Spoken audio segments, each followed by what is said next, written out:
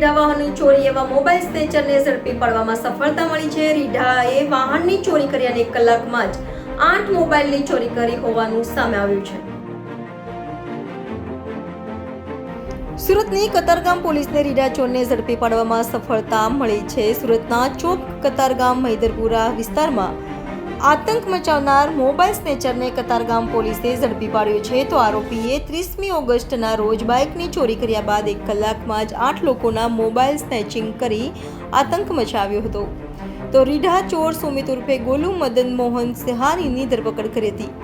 પોલીસે રીઢા પાસેથી બાઇક અને 8 મોબાઈલ કબજે લીધા હતા। હાલ તો પોલીસે રીઢાની વધુ પૂછપરછ હાથ ધરી છે। તારીખ 30 ઓગસ્ટના રોજ કતારગામ પોલીસ સ્ટેશન વિસ્તારમાં મોબાઈલ સ્નેચિંગના બનાવો પોલીસના ધ્યાને આવતા સર્વેલન્સ સ્ટાફના અધિકારી તથા કર્મચારીઓએ આરોપીના સીસીટીવી ફૂટેજ મેળવવાનો પ્રયત્ન કરેલ, જેમાં સફળતા મળતા આરોપી સુમિત ઉર્ફે ગોલુ મદન મોહન સાહની નામના આરોપી કે જે કોસાડ આવાસમાં રહે છે તેની ધરપકડ કરેલી।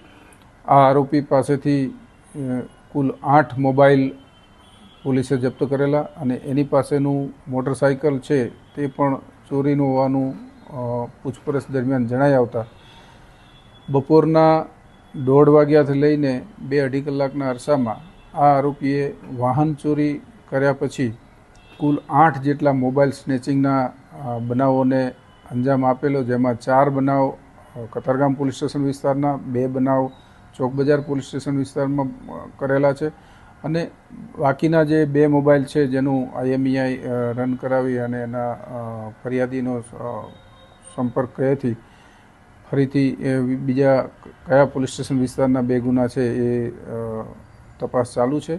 હાલમાં આરોપીની ધરપકડ કરી એની વિરુદ્ધમાં કુલ 7 ગુના દાખલ કરવામાં આવેલા છે, જેમાં કતારગામ પોલીસ સ્ટેશન વિસ્તારના 4 ગુના છે અને 3 ગુના ચોક બજાર પોસ્ટે ખાતે દાખલ થયેલ છે।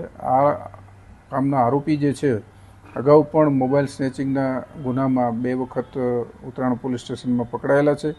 આમ આરોપીનો ગુનાહિત ઇતિહાસ છે, તેથી આરોપીની ધરપકડ કરી વધુ તપાસ હાથ ધરી અન્ય કોઈ ગુનાઓને અંજામ આપેલ છે કે કેમ અને આરોપીઓ સાથે અન્ય કોઈ સહ આરોપીઓ છે કે કેમ એ દિશામાં પોલીસે તપાસ હાથ ધરેલી છે।